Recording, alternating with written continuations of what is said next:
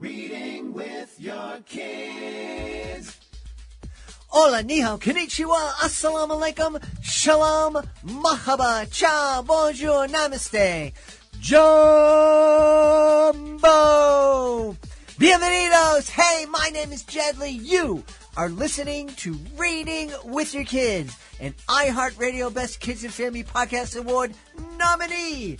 We are so delighted that you're joining us here in Reedville, Massachusetts, to celebrate the joy and love of reading together. It's our mission to bring all families closer through reading, and we are so delighted that you're joining us in our mission. Please tell all of your family and friends about the show and let them know that they can hear us on the WREB AM/FM 24/7 radio network, and they can find us on the iHeartRadio app, on Spotify, Apple Podcasts, Good Pods, Amazon Music, Podcast Addict, YouTube, Audible, CastBox, Player FM, wherever you find your favorite shows, you can find Reading with Your Kids. We have a really wonderful show for you today. 3 amazing guests. First up, Ainissa Ramirez. She's here to celebrate Spark, Jim West Electrifying Adventures in Creating the Microphone. This really is a fun interview. I learned so much, and it's a great way to get kids interested in STEM. Next up, Zephyrus White is here to tell us all about his Recordable Book Buddy. Recordable Book Buddy. It's really fascinating. And later in the show, Casey Becker is here to celebrate I See Superheroes Everywhere. Join us right now from the beautiful state of Connecticut. Our guest is here today to celebrate this big thing that I'm talking into. Her picture book, it's called Spark, Jim West's Electrifying Adventure in Creating the Microphone. Please welcome to the show, Ainissa Ramirez. Hey, Ainissa, how are you? I'm doing great. Thanks so much for having me, Jed. Delighted to have you on. You know, microphones have been part of my life forever. When I was a kid, I was that nerdy kid who would get thrown out of class because I had a lot of extra energy, and I would go down to the library where I was using a microphone to make, I guess, what was a podcast. We called it tape radio. We would just make these little talk shows and record them on cassette tapes. I then spent 40-plus years doing educational magic shows, wearing various wireless microphones, and now yapping into this thing. And I never thought about who created them. What an uncurious person I am. No. Well, I mean, microphones have been around for a long time, and there are different versions of them. Mm-hmm. And when you think about the history of microphones, there's some names that you know, like Alexander Graham Bell. He created a microphone for his telephone. And because Thomas Edison didn't want to be bested by Alexander Graham Bell, he came up with a microphone too. And so those are some names that you might know. And then there's other names. But the most recent version of the microphone that we're using today that's making this podcast possible was co-created by Jim West. What is different about his microphone compared to what Edison and Bell created? Well, you wouldn't want to use Alexander Graham Bell's microphone on a wall because it had acid in it. So, yeah, so that's not going to work. It had, part of its chemical system had an acid bowl, and so it could only be used on tabletops. And then Thomas Edison had a microphone that was very, very popular and used for a long, long time. It had a carbon button inside, so when you spoke into it, you push that button in and out, and that is how sound was registered. I used one of those before. When I was a kid, I remember because I would take things apart. Okay. And I remember taking apart a microphone, seeing that little thing, and thinking, I wonder what this is, and banging it and probably broke it. Yeah. Well, that was Thomas Edison's invention.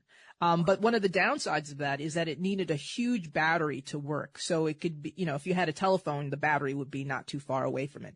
So if you needed a microphone for something like a hearing aid, you would have to carry a very large battery for it to work.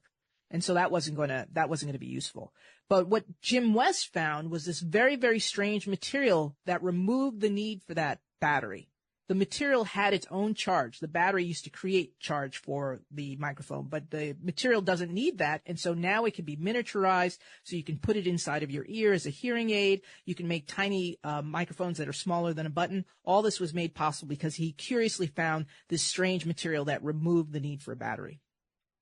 Are you able to share that strange material, or is that a cliffhanger we don't want to? Oh, no, it's not a cliffhanger, but it's got a weird name. It's called an electret. And, you know, it's a very it's a very weird sounding name, but we are familiar with electret. So long ago, when my mom used to pack my sandwich, she would wrap it in saran wrap. Mm-hmm. Saran wrap is an electret. The early version of it. It stores charge. The reason why it clings is that it's given charge. And so an electret is a material that holds charge and doesn't get rid of it. So saran wrap is an example of it. This is fascinating. And I'm just thinking, here we've only been chatting for a couple of minutes, and we've already hit on a bunch of different subjects that I think a lot of kids who may not think that they're interested in science could really change their mind and go, dude, no, I think maybe science is something I want to check out. Yeah, well, you already have that mindset. You were talking about taking things apart, and that's what Jim West did. He took a lot of things apart. In fact, he took apart some things that were actually kind of dangerous, but because he was so curious, that didn't deter him from continuing to take things apart. So if kids take things apart, then they have the makings of being a future Jim West. And if they're curious and they ask lots of questions and they keep asking questions until they're satisfied, well, then they have the makings of a Jim West too. That's incredible. I used to take things apart, but I wouldn't be able to put them back together again. I learned. I had a motorcycle when I was a kid, and the handlebar cracked. And how am I going to do this? And the guy at the motorcycle shop said, "Oh, it's really easy. You just take this thing off, but he didn't tell me there are all these wires going through the handlebar. Oh dear! All this, and he didn't tell me how to. And so I thought, well, I know how to cut a wire and solder it back together. But no, didn't work. No, it was ugly. No, yeah, that cost me a lot of money. Yeah. Well, I'm good at taking things apart and having little extra pieces afterwards. Especially if it's like IKEA furniture. I'm like, I've got some extra screws here. I don't know if you should sit in that chair. You are a scientist and a science evangelist. I love that. Talk a little bit about being a science evangelist, please. Well, a scientist means that I've got the goods. I've studied and worked in laboratories for a long time. But, when I was teaching science classes, I realized that there were a lot of students that seemed to be missing. And so I felt like it was my job to go back and get them. So I entered a career where I call being a science evangelist, where I'm essentially just trying to convince everyone that science is for them. They don't necessarily need to become a scientist, but I want them to just have a better relationship with science. As we talked about moments ago, taking things apart, being curious about the world. All these things are the makings of a scientist. And we start off as scientists. We ask lots of questions. Our hands are filthy. This is what scientists do. We ask lots of questions. So this mode of being a science evangelist, started off as creating videos, science videos, but now I'm in the business of writing books, and particularly children's books. Yeah. That's a lot of people would sit back and say, well, that's kind of a big leap going from the lab to the typewriter or the pen, and especially when you're talking about picture books. Where did that inspiration come from? Oh, that's a good question. So I've always been wanting to share science with people. So when you're a scientist, your main goal is to write papers. Hey, I found something. It's really cool. And this happens, and I'm the first to see it, but I want to share that with you. So that's what these scientific articles are all about. And that was my favorite part of doing science, not necessarily being in the laboratory, but finding something new so that I can write about it. Mm-hmm. So the leap to writing for a different population, a different audience, doesn't seem that huge to me. It's still the same muscle of wanting to share science with other people. I'm imagining that writing picture books would be a lot more fun than writing a peer-reviewed report. Hopefully you have a bigger audience. I find that children's picture books particularly science books are very challenging. See, if I'm writing for other scientists, I can use big words and jargon, and even if I'm not really clear about something or confident about something, I can hide behind jargon. This. But if I'm writing for children, you can't do that. You have to distill the science as well as you can so that the youngest minds can understand it. So I find it's a beautiful challenge. I saw on your website that you started your career as a scientist at Bell Labs. My dad worked for the phone company way back in the day. And so while he was not a scientist at Bell Labs, we got the little monthly magazines that I guess all Bell employees got. And there were some really cool things that were created down at Bell Labs, more than just telephones. I remember the first thing that fascinated me was the softball that people with visual impairments could use to play softball. I had like a little bell thing in it. Well, I mean, if you're the phone company, you've got to make everything to make it possible so that two people can talk to each other. So you've got to make the wire, you've got to make the phone, but also the mission of Bell Labs when Alexander Graham Bell started is that he wanted to make sure that he made technologies for the deaf. So that became part of the DNA of Bell Laboratories too. So it makes sense that they had something so that people of all abilities can enjoy sports. But I found that at Bell Labs there were people working on everything, and you would say, why do you need to do that? But because it's part of the telephone system. You need to figure out how to make optical fiber, how to make thin threads of glass and make miles and miles of it because it's going to go underwater. So you need to know about how things are going to survive in the ocean. So people are studying the ocean. Why? Because that's part of the telephone system. So I found it to be a fascinating place. I guess, yeah. Does Bell Labs still exist? Bell Labs is now part of Nokia, but it's a little different than the Bell Labs that we might know, making hardware for the telephone system. They're more on the software side, doing things with AI and quantum computing. So, not as big as it used to be. Being curious and encouraging kids to ask questions and take things apart. I think that's so very, very important.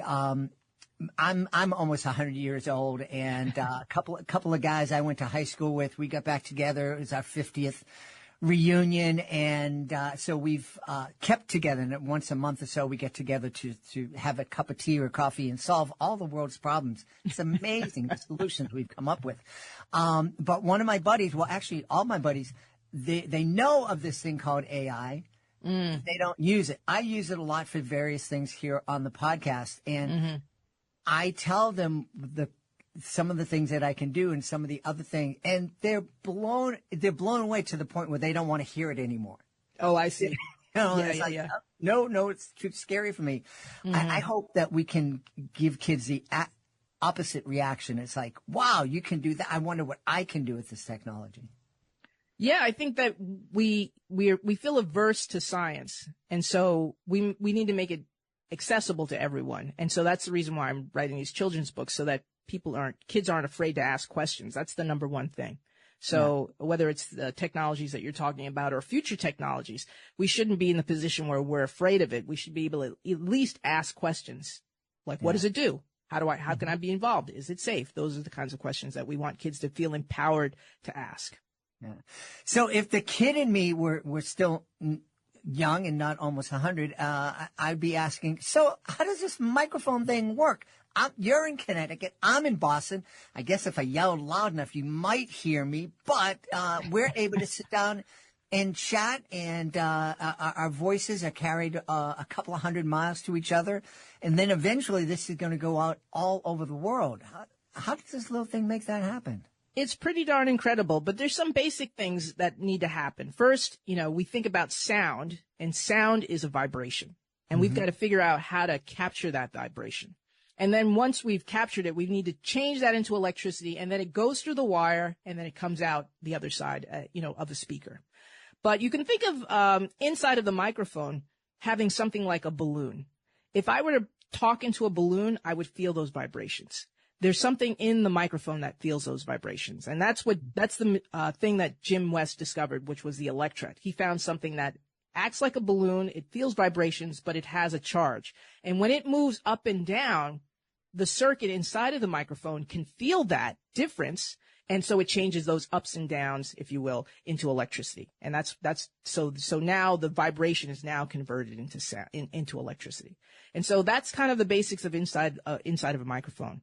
And then that needs to go out to a speaker. And a speaker does the opposite. So I put a sound into it, and what a speaker does is it makes a sound. So it moves back and forth, and that creates a sound. So essentially you have a balloon that you're talking into, and then you have a balloon that's moving in and out, and it's creating a sound. When it turns, we don't need to get too deep because I'll just lose myself. But when it turns into electricity, how on the other end is it? Is there a thing on the other end that says, oh, yeah, that piece of electricity sounds like this and that piece sounds like that? Yeah. So there's circuits inside that can speak that language of electricity. So it sees all these ups and downs, the ups and downs being when you say a letter P into the microphone. It sees that letter P as like a hump, and it translate that as in movement on the other side. Wow. So there's all circuits inside. Before I got into performing and whatnot, I was in human services working at a school for kids with severe intellectual disabilities. And my job was to bring the kids out into the communities and kind of develop community awareness and whatnot. And we had this big event at the hospital that where the school existed. And we invited a bunch of kids from the local public school in to hear a performance by the Berklee College of Music brass quintet. Nice. And we got a company to donate balloons. Wonderful. And my kids were there with their balloons, and all the kids from the public school were there with their balloons. And I was really nervous at first because when the trumpet played, there wasn't a whole lot of vibrations. But then we got the French horn and the tuba, and those kids are feeling those vibrations big time. Yeah, they can. It tickles. They would Yes. say. Yeah, it's amazing, and that's what's going on in our ear. Our ear, essentially, we have a little balloon in there too. That's how we're able to hear. So those are some of the concepts that, if we can just distill science to very understandable language, like sound is possible. We're able to register because we employ balloons. Then kids can understand it. They're like, oh, that doesn't seem so foreign. Oh, this machine doesn't seem so foreign. Maybe I can make something like that. Yeah. Can you talk a little bit about Jim West? He was obviously a curious guy, liked to take things apart, but was he this extraordinary mind that was destined, or was he somebody that I can imagine I'd like to hang out with? Well, if you went back, when he was born in the 1930s, he was considered to be more of a troublemaker because he was very rambunctious. He ran around on the farm. He was by the well, under the house. He was places that he shouldn't be. He took a lot of things apart. In fact, he took apart his grandfather's pocket watch. All 105 pieces he took out and he didn't do that because he was malicious. He did that because he wanted to know how it ticked. Mm-hmm. So the fact that he's made this wonderful invention today, those folks who lived on the farm probably didn't see that. They were like, this boy is just get him out of here. But what he was very curious, and that led him to learn about science and to learn about electricity. And eventually he wanted to go off and go to college. Now, this is in the 1950s, and his parents actually tried to talk him out of going to college. Jim is African American. At the time, they knew people who had studied science but couldn't be employed in laboratories because of segregation. So they didn't want him to waste the family's money to go to college and never be employed in the thing that he studied. But Jim was very, very driven. He loved science so much that he figured out how to get to college. He lived with relatives, so he didn't have to pay rent. He repaired television so he could pay for his expenses, and went to school. And he went to Temple, where he learned physics. And it was by fortune that when he was at school, he saw an advertisement for an internship at Bell Laboratories. And that internship gave rise to him working on a project, and that's where he got the idea for the microphone, and that's why we have this wonderful microphone today. So it's a very driven, rambunctious little boy who created something that we all can't live without. Yeah. I'm picturing a parent with a kid who has a lot of extra energy, and knows that there's a lot going on with the kid, that they're really bright, but boy, we're getting really frustrated at school because the teachers don't quite know how to deal with him, and he's a little disruptive. But this would be a great book to sit down with that kid and read together, and just to give the kid a lot of hope, I hope. I think so. I hope so. I hope that they see their reflection. It's like, look, it may not be working out right now, but if you just hang on, your genius is going to be evident, and you're going to figure out what you're supposed to do. Like, I have someone in my life who's very, very rambunctious and he has a lot of energy, but he's figured out that he's very good at putting things together. And so we send him parts. Okay, here you go. I remember when he was a little boy, my nephew, when he was a little boy, I used to save the roll for paper towels. And I used to give him all those rolls, and I would give him masking tape. And he'd be like, oh, cool, this is great. And then he'd go build stuff. So it's up to us as the adults in kids' lives to figure out where their genius is and then give them the stuff so that they can succeed. Yeah, I love that. It's so very, very important. You were mentioning really early on that when you're teaching, you were noticing that there are a lot of kids that weren't in your class. Who wasn't there? Who did you want to get in those classes? Well, I taught engineering for a long time, and I didn't see very many women. Mm-hmm. I didn't see very many women, and I certainly didn't see too many kids of color. Uh-huh. And I know from my own background as a person who's African American, everybody is good at science because everybody takes stuff apart. So what happened? We're all the girls and we're all the kids of color. And so that's the reason why I wanted to go back and inspire, so the generation that's there already, I can do my best to give them good instruction as an engineering student, but I need to go back and encourage kids to have them love science so that it's unmovable, unshakable, so that they don't get separated out, and so that they will be in those classes in the future. Well, our family has done our part. We have my niece is a young Latina who is a semester away from graduating with her degree in biomedical engineering. Yay! Yeah. Good We're work. very, very, very proud of her. She's awesome. Tell me, Spark, Jim West's Electrifying Adventure in Creating the Microphone. It's out there in the world. Are you working on any new picture books for kids? Yeah, so this book, Spark, is the first in a series of Black Innovators. So there's another one that's coming out next year, October 2026, thereabouts, and it's about Gladys West. Now, she's not related to Jim West, although they have the same last name. And Gladys West is a mathematician. She's in her 90s, and she had a role in creating GPS. So what she did is she helped to figure out the shape of the Earth. That was very, very key in order for us to know where we're located. We know where we are, north, south, east, and west, but we don't know how high up we are. And that is information that we can get from the shape of the Earth. So she was instrumental in that. And then, and I have other more explainer type picture books that are coming out. One that is called There's the Rub, and it's about all the places that we experience friction from the beginning of the day to the end of the day. So brushing our teeth, tying our shoe, the crunch of snow, all these things happen because of friction. So it's just a way for kids to have a deeper appreciation for the science that's around them. That's very, very cool. I love it. Boy, what a neat trajectory your career has had. Scientists and now sharing science with kids in picture books. If there's an author out there or a scientist, and what advice would you give them to kind of go and make their dreams happen? If they're going into writing books, you're saying? Oh, yeah. Well, I think I had to evolve in order to be a picture book writer, because the person who used to write scientific papers, as I mentioned, I would hide behind those big words, and it's all about bluster and how much you know.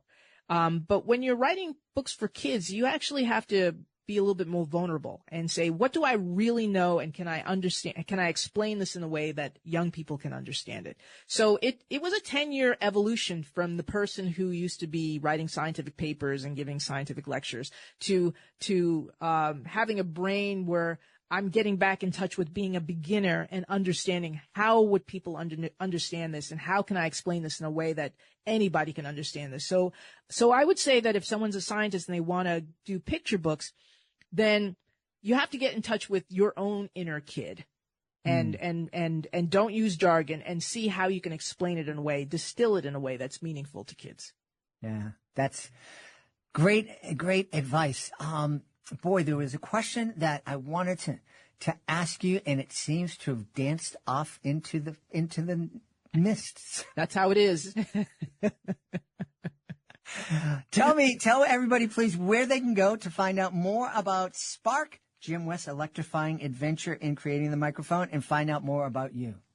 Well, the book is out. It's published by Candlewick, so you can find it in all places where you buy books. Independent booksellers would love to have you pick up a book from them.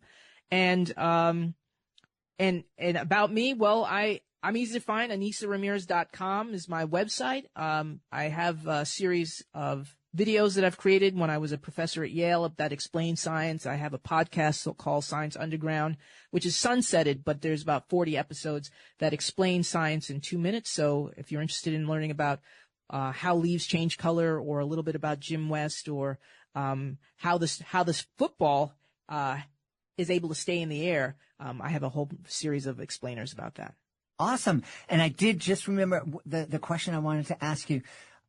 I know that you lectured and were teaching college students. Have you had a chance to go out to a classroom, read your book, share the book with younger kids, and get their questions? Oh yeah, I got a chance when the book came out, and for the last couple of months I've been reading the book to different classrooms, and sometimes I would just point out what the pictures are saying, not necessarily needing to read it, just because I want to just get to the main point, and it's many pages. But kids seem to love it, and one kid said, "Hey, I want to be like Jim. I want to take stuff apart."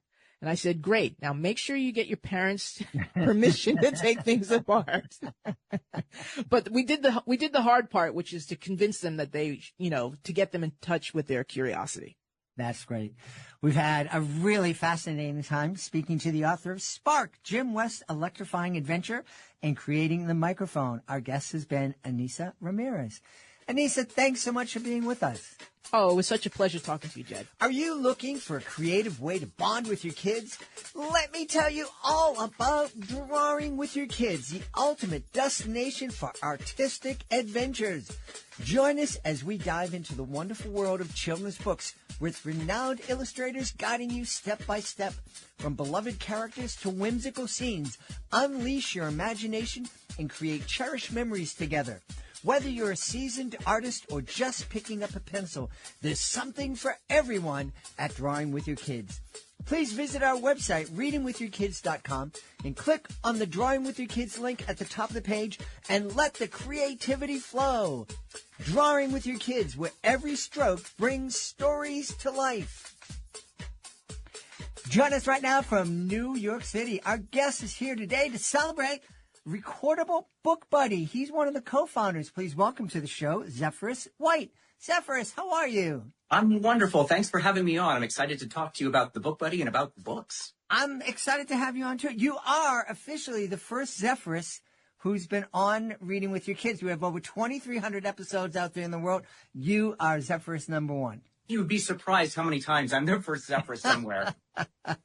No, I had kind of artistic hippie parents, and so I've got an unusual name. Yeah. I don't think I met my first Jed until I was 4th or 5th grade. And yeah. Other than Jed Clampett on TV, that it was me and him. That was the only people I knew with this name. Well, we can avoid some of the confusion that all the Mikes and Johns have places. Absolutely. Although a lot of people they don't. They just can't. It's only 3 letters, but they just can't. Is it Jet? You're named after a plane? And it's like, no, it's Jed. It's easy. Yeah. Well, we both have our struggles with the names, I guess. I don't think I've ever said this and we'll get to Recordable Book Buddy very shortly. But I had a high school in Buffalo, New York. I did educational magic shows for almost 40 years, full time. And I had a high school from Buffalo call me one day and they said, "Hey, you're going to be in the air. We've heard, like to book you to come and perform for our kids." And I go, Okay, I've done a couple of high schools, usually elementary school, but sure, we'll take the challenge, and got the date set and everything, and got the contract ready. And the principal when we got everything set, he goes, "Oh, my kids are going to be so excited to meet you." And I'm thinking, how do they?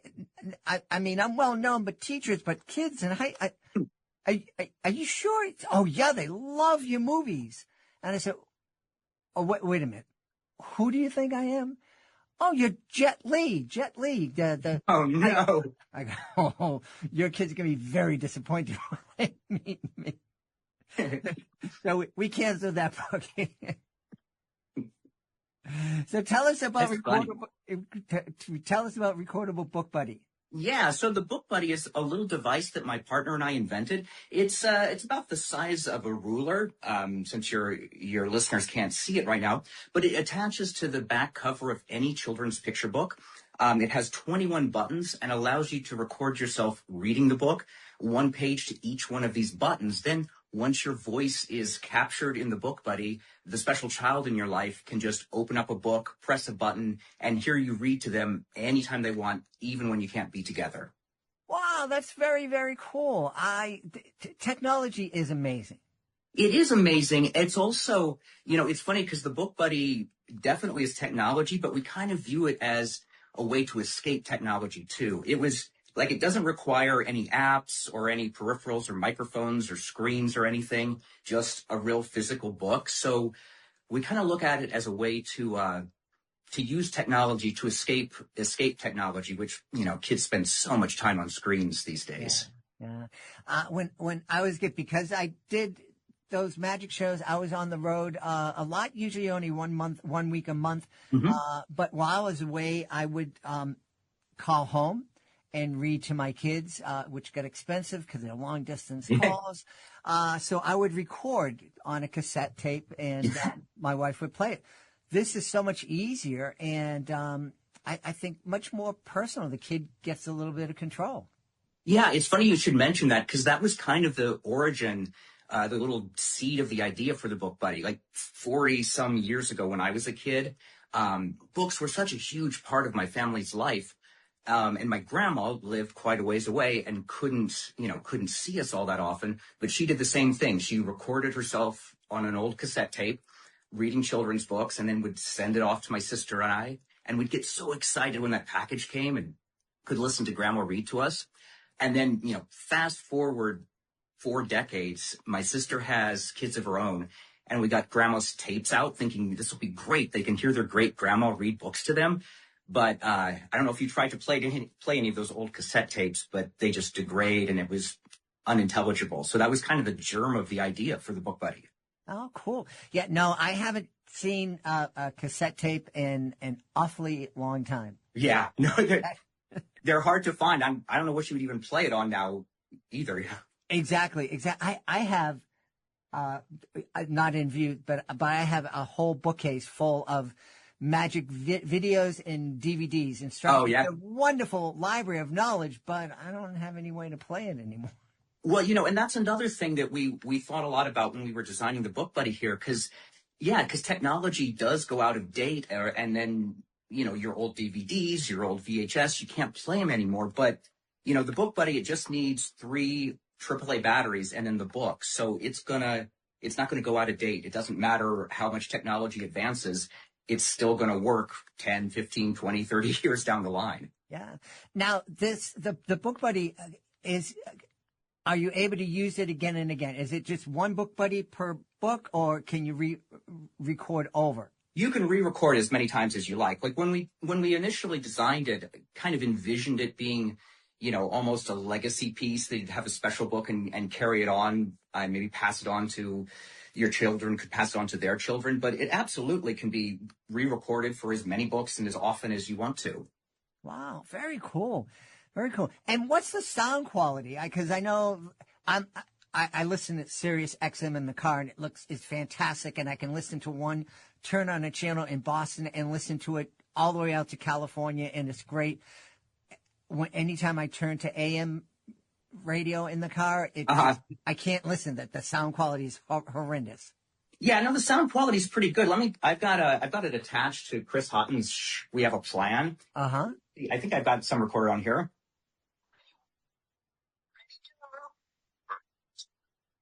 It's not picking up that well, but I'll take your word for it. Yeah, it could be the microphone here with my phone, but right. Yeah, no, the sound quality the sound quality is good enough to pick up all of the nuances and what makes each person's voice unique when they read a book. Yeah. If somebody's out here listening and they're thinking about picking up, and hopefully you're going to check out Recordable Book Buddy.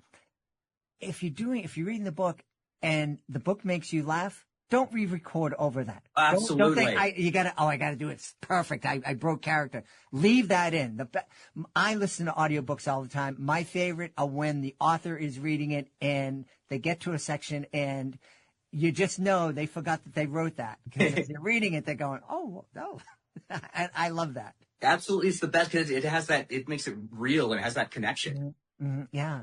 So tell me, so you mentioned that the idea sprang up 40 years ago, but there's a lot of steps between having an idea when you're a kid and making it come to life. Absolutely. So, it'd been kicking around in my head for a long time, but I didn't have the technical ability to make it happen. So, I just kind of filed it in the back of the head with a bunch of other ideas.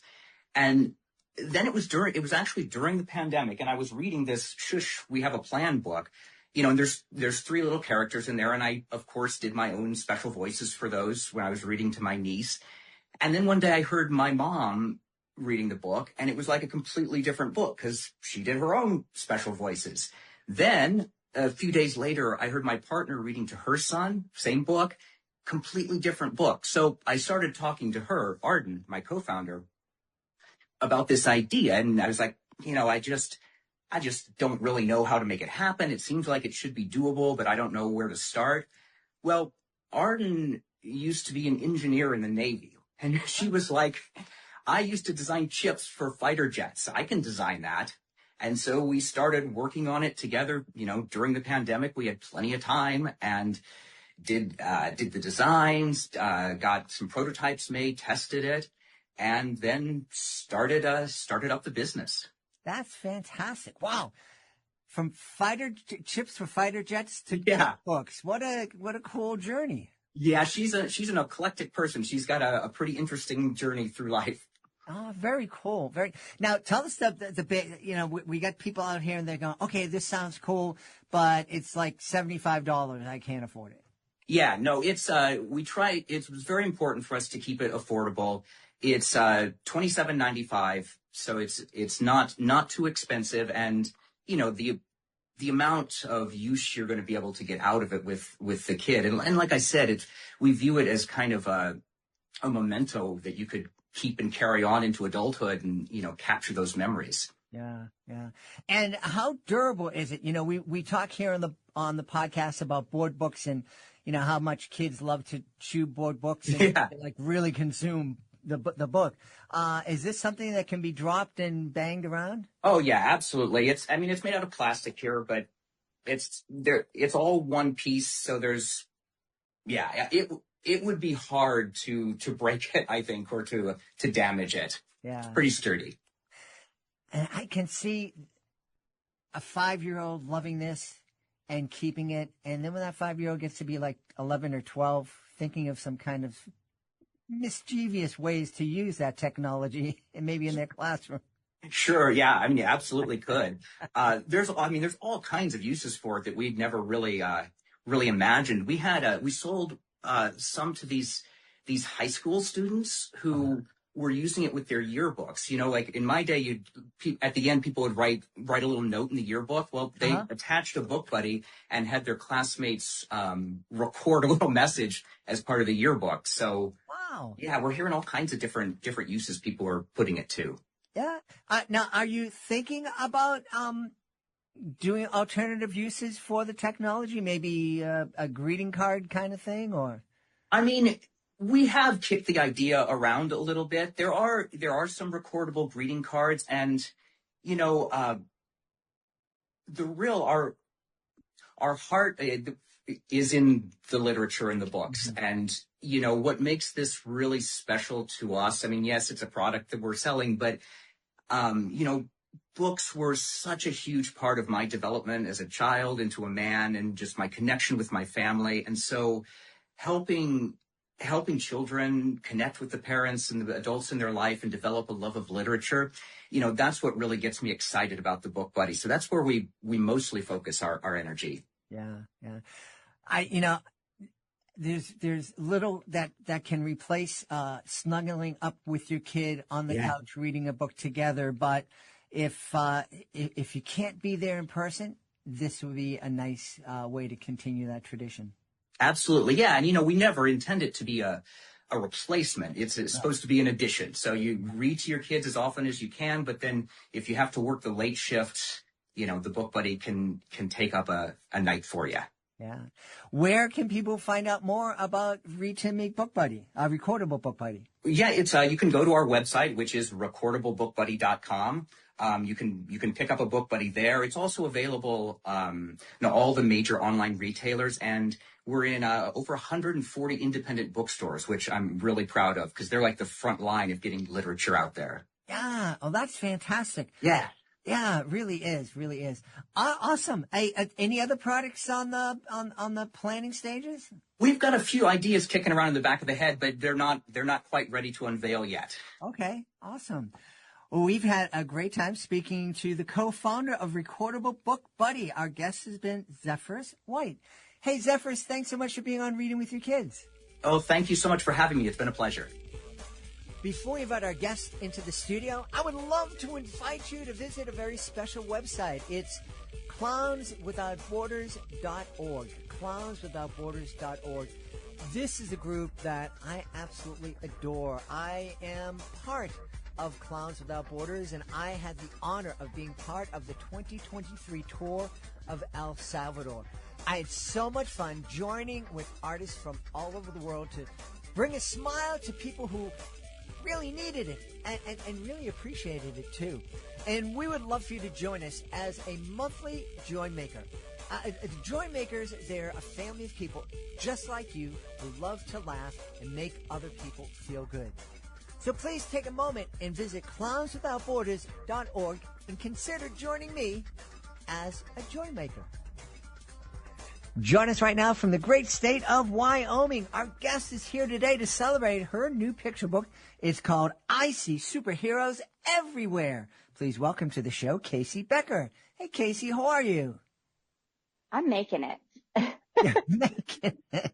I got a 1-year-old who's going through a lot of teething, and she's on a sleep regression. So mama's on a sleep regression. Yeah. Okay. Well, great. You could squeeze a podcast in. Naturally. Yeah. Mamas can do a lot of things. That's absolutely right. Moms, that's one place you see superheroes is when you're looking at a mom. Agreed. Yeah. So tell us a little bit about the book. So I wrote this children's book to prevent the bullying of children who have special needs. Mm-hmm. The idea just kind of came to me one night as I was just kind of lying in bed. I don't know, just reflecting on things through my life. And I remember an incident when I was a kid of watching a kid who had special needs get bullied. And I just felt that conviction. And I was like, you know, what could I have done, or what can I do maybe to prevent something like that from happening again? And it just it came onto my heart, like God put it on my heart that you should write a children's book, like, you know, nip it in the bud before it even happens. And it just kind of flowed, if you would, out of my brain. I got my little Samsung Note out and I started, you know, writing everything I had in my head and my little stick figure images and, just brainstorming, if you would. And I texted my husband, who was at work at the time, and I said, you know, I have this great idea. I really want to write a children's book to prevent the bullying of children who have special needs. Like, I'm thinking about this incident that happened when I was young, and he's like, you should do it, you know, very supportive of the idea. And sure enough, you know, 6 months later, I rolled. Like, I was on it. Awesome. It's now you were sharing with me, before we started recording that you served in the military, and I think I read somewhere your husband also served. It sounds like you have a warrior spirit, a protective spirit inside of you. I'm not going to disagree with you. When my son was first born, it was like this really weird, innate protective. I feel like maybe all moms kind of go through that, right? You just feel like you need to protect this tiny innocent soul. And I don't know, I feel that same protective nature when I see other children, but more so even when I see children who have special needs. I'm like, please, like, stand around them, wrap my arms around them. Like, how can I protect you, especially in situations where I do witness, that bullying happening, or when I hear a story about it happening. Mm-hmm. Mm-hmm. So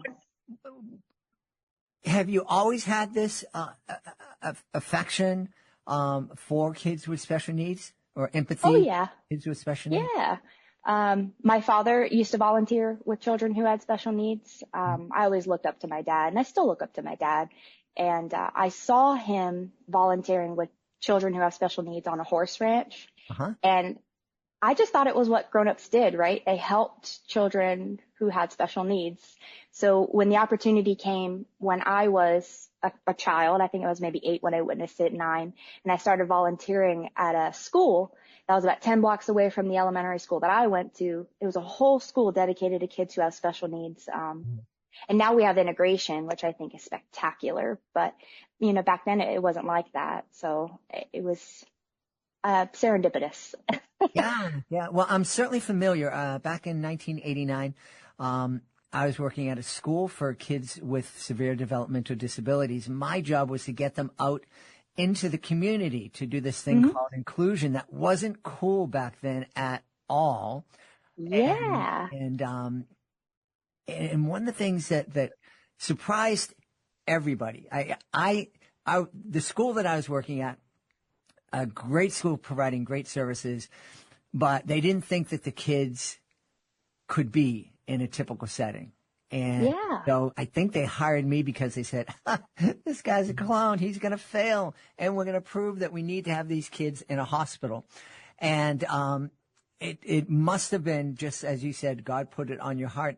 I think it was a divine plan, because the program was a huge success, to the point where the school systems that were sending the kids to this hospital setting said, well, if they can go out and bring these kids into a typical school and have and do all these things, why are we paying all this money to send them to the hospital? We should bring them back. And they did. And the hospital school closed shortly after that, and all the kids were back in their districts and very happy. And that allowed me to move on and perform full time for 35 years following. That's wonderful. Go ahead. I'm sorry. No, I was going to say, and one of the things that I was surprised, because I went in with zero knowledge of kids with disabilities, and see that kids were involved in therapeutic horse riding and swimming and all these other things and all the benefits, and the joy that they were getting out of it was just fascinating. Yeah. I mean, I feel like this book is 100% timed correctly, if that makes sense. Like, inclusion is now mainstream. The inclusion of special needs students in the general population classroom, the mainstream classroom, is in full force. And you have a lot of students sitting next to children who may have special needs, and those, I call them abilities. They're not always visible. But I feel like this book kind of bridges the conversation to explain a unique person. We're all unique, but especially so. Maybe, that child's behavior is not something that another child may be used to witnessing, and they may question it, or in turn may be cruel to that child because they don't understand it. So, I have my copy of my book right here. What I did do, vivid colors, draw the eye in. But in the back of the book, there's also these discussion questions. And I left them relatively broad so that as an adult, you have an opportunity to put those questions into context to the child you're explaining it to. So let's say a little boy or even a little girl, I mean, may as well, they're into Transformers. You know, you could take that question and manipulate it to where you could use Transformers as the analogy when explaining special needs to that child. But at least now you have a gateway for that conversation. There's those discussion questions so that as an adult, maybe you have an opportunity to talk to, you know, a child about it in a way that they can understand. Yeah. Yeah. So tell us a little bit about the story that we're going to experience when we're on the couch with our kids.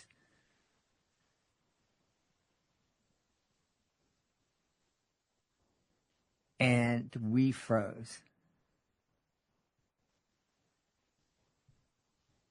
Oh, there we go. It froze on me. There we go. All right. All right. Oh my goodness.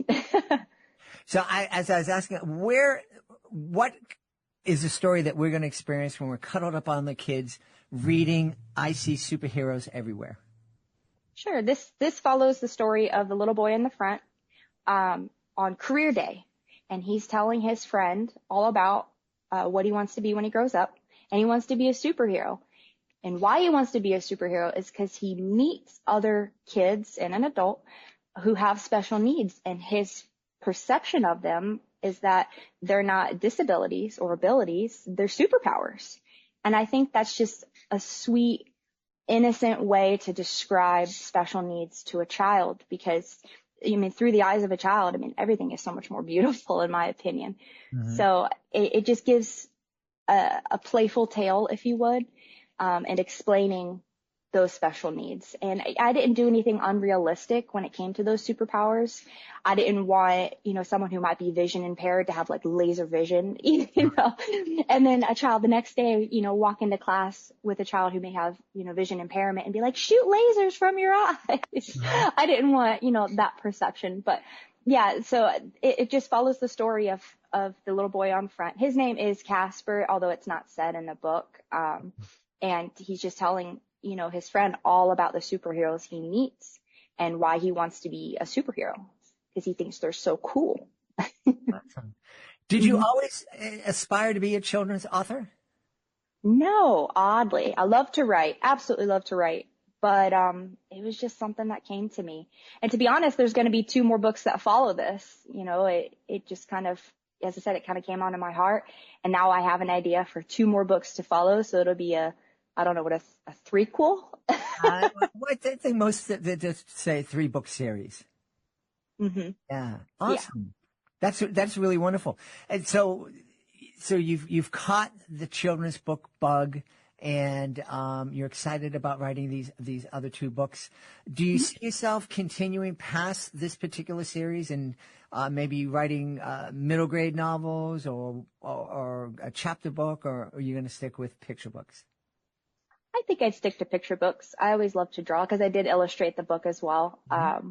I find a lot of joy in developing the characters. Cartoons were new for me, but I had a lot of joy in developing the characters and painting them and just doing I think it's a lot more fun.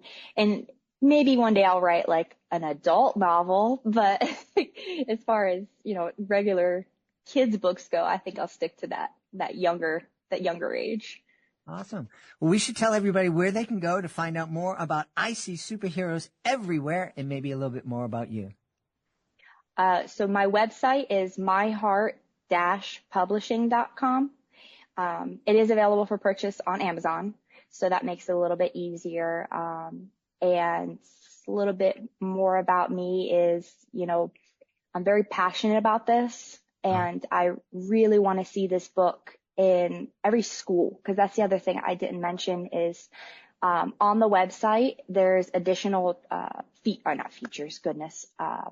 resources. That's the word I'm looking for. Resources for teachers. So there's a free lesson plan available to teachers so that they can talk about it with their students in class. You know, kids spend a lot of time in school, and sure do. Yeah. Particularly, you know, if they're sitting next to kids who have special needs, I think one, to have a kid understand special needs a little bit better, to perhaps prevent that bullying, to befriend another child who has special needs, and the inverse, a child who has special needs to perceive themselves as a superhero, I think that'd be a great achievement. Yeah. So definitely want it in schools, definitely want it in households, you know, a grandmother reading it to her grandchild, just adults, you know, having those conversations with kids about it. So greatest goal would be every school in the world translated it in every language, because it doesn't just affect, you know, one culture, one ethnicity, one anything. Like it's definitely not, what's the word I'm thinking of? It doesn't discriminate. Special needs do not discriminate. So I think that'd be the ultimate goal, overall. Well, we hope you are super successful with that and helping to help other kids have empathy for all of their classmates. And I think that's a wonderful goal. Yeah. We've had a great time learning about I See Superheroes Everywhere. Our guest has been the author and illustrator, Casey Becker. Casey, thanks for being on Reading with Your Kids. Thank you. We hope you've enjoyed this episode of Reading with Your Kids and will join us for the next exciting episode of the show. If this episode made you smile or gave you something to think about, please think about sharing the link to the show with someone you love. Please think about leaving a 5-star review, and please subscribe to the show wherever you find your favorite shows. I want to thank the folks who made today's show so wonderful, starting with our wonderful guest, Ainissa Ramirez. Please be sure to check out Spark, Jim West's Electrifying Adventures, and Creating the Microphone. Also want to thank Zephyrus White. Check out his Recordable Book Buddy. And we want to thank Casey Becker. Please be sure to check out I See Superheroes Everywhere. My team, they deserve a thank you. Chris Doherty, Fatima Khan. The person who deserves the biggest thanks is my beautiful wife. Thank you so much for all the love and support you give me. Most of all, we want to thank you. Thank you so much for making this world a better, more caring, more empathetic, and kinder place. And you do that every time you read with your kids. I'll be looking for you in the next episode of Reading with Your Kids.